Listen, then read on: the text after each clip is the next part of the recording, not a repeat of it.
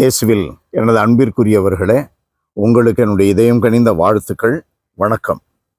அன்பானவர்களே, ஆண்டவர் இயேசு சென்று கொண்டிருந்த போது வழியில் ஒருவர் அவரிடம் ஓடி வந்து முழந்தால் படியிட்டு, நல்ல போதகரே, நிலை வாழ்வை உரிமையாக்கி கொள்ள நான் என்ன செய்ய வேண்டும் என்று கேட்கிறார். அதற்கு ஆண்டவருடைய பதில், கட்டளைகளை கடைபிடி. நம்முடைய வாழ்விலே நாம் தினந்தோறும் ஆலயத்திற்கு வருகிறோம், தினந்தோறும் குருக்களோடு பழகுகிறோம். ஆகையினால் கடவுளுடைய கட்டளைகளை கடைபிடிப்பதிலிருந்து நமக்கு சற்று விலக்கு உள்ளது என்று நாம் எண்ணக்கூடாது.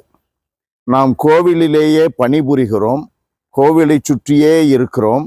ஆகையினால் நமக்கு விதி விலக்கு உண்டு. சில காரியங்களை நாம் செய்யலாம், கடவுள் பொறுத்து கொள்ளுகிறார் என்றெல்லாம் எண்ணக்கூடாது. கோவிலை விட்டு மிக தூரத்தில் இருப்பதனாலேயே கடவுளுடைய கட்டளைகளை கடைபிடிக்க நமக்கு விதிவிலக்குகள் உண்டு. நாம் எப்பொழுதாவது ஒரு முறை ஞாயிற்றுக்கிழமை திருப்பலியிலே பங்கெடுக்கலாம். நாம் இந்த கோயில் காரியங்களில் ஈடுபட தேவையில்லை என்றெல்லாம் எண்ணக்கூடாது. எப்பொழுதுமே விதிவிலக்கு இல்லாத ஒன்று ஆண்டவர் சொல்லுகின்ற இந்த கற்பித்தலில் உண்டு. இந்த வாலிபனிடம் ஆண்டவர் இயேசு என்ன சொல்லுகிறார்? கட்டளைகளை கடைபிடி. அதை சிறு வயதிலிருந்து கடைபிடித்திருக்கிறாய். இன்னும் செய்ய வேண்டியது, உன்னிடம் இருக்கின்ற உடைமைகளை விற்று ஏழைகளுக்கு கொடு. ஏழைகளுக்கு பகிர்வதில் நீ தூரத்தில் இருக்கலாம், ஆலயத்திலேயே பணி செய்யலாம், குருக்களோடு பழகலாம். பகிர்வு மனப்பான்மையில் நீ சற்றும் திளைக்க கூடாது, சற்றும் தயங்கக்கூடாது.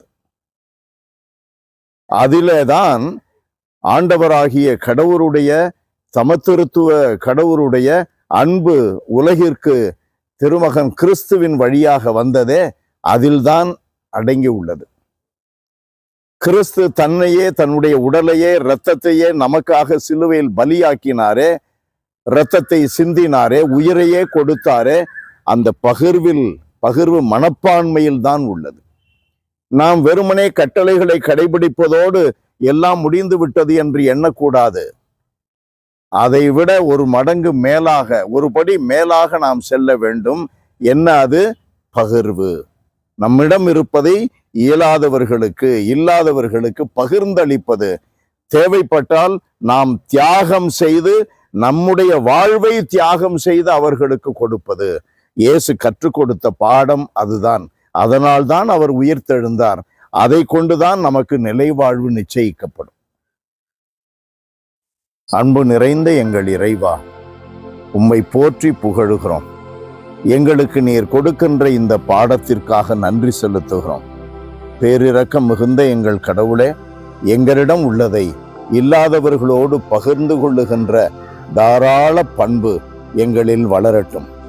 சிலுவைநாதர் எங்களுக்கு கற்றுக் கொடுத்த இந்த அடிப்படை பாடம் எங்களுக்கு அண்ட சராசரங்களையும் தாண்டி விண்ணகம் அடையக்கூடிய பாதையை அமைக்கின்ற பாடம் என்று நாங்கள் உணர்ந்து செயல்பட வாழ எங்களுக்கு துணை புரியும்.